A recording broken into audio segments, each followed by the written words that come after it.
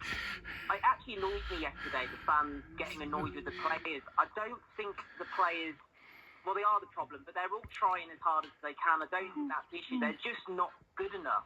They're not at the correct standard. You know, we all know we've sold our best players, we've recruited unknown quantities in the Premier League who unfortunately just aren't at the standard, and we probably are where we should be based on our squad. We're really not that good. Let's not blame the players. Why are Molineux not chanting for the ownership louder during the game? They did at the end of the game, and they were crafty at Molineux and put the music up loud so it drowned it out. We had 90 minutes to make our feelings known because we've got an ownership that are absolutely killing our club. It's absolutely horrendous. I don't know why the fans have not kicked off more. You know, we need protest. We need to get this ownership out of the club. Somewhere, when you look at some of the talent that has moved on, I mean, you understand why it's moved on. Yeah. But within the last 3 or 4 years, let's start with Raul Jimenez. Let's look at Pedro Neto, Mateus Cunha, Ryan Ait-Nouri. Let's look at Ruben Neves. And, of course, Diogo Jota, may he rest in peace. But you look at those players moving on, and you look at the current squad, and you're thinking, well, who are they going to sell on for cash here even? You know, not only are they not ready to compete in the Premier League now, they're just not good enough. That's the thing, and as you was just saying about them not being good enough, you've got rid of players, you've brought players in, you've gambled on a lot of players as well. The one good thing is there's still heart in the club because they're 2-0 down and claw their way back to 2-2. But then you're looking around, I think you just said it, they're not good enough. If they're not good enough and you've gambled, your recruitment's wrong.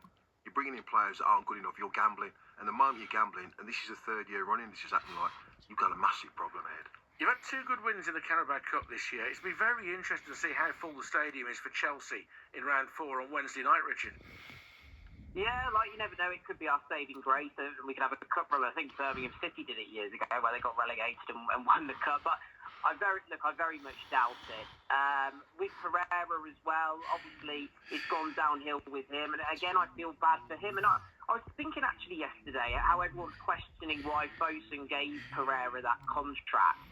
Do you think there's anything in my theory that maybe he threatened to walk and Fosun panicked and gave him the contract? They didn't want this humiliation of like a Lopetegui situation repeating itself. Because to me, even by Fosun's stupidity standards, giving him a contract after losing the first 4 games was just absurd. Well, it appears that they broke promises. They broke promises to Lopetegui, they broke promises to Gary O'Neill, we think they broke promises to Bruno Lage, and they have probably done the same to Vitor Pereira. It appears to be the way they operate, Tom.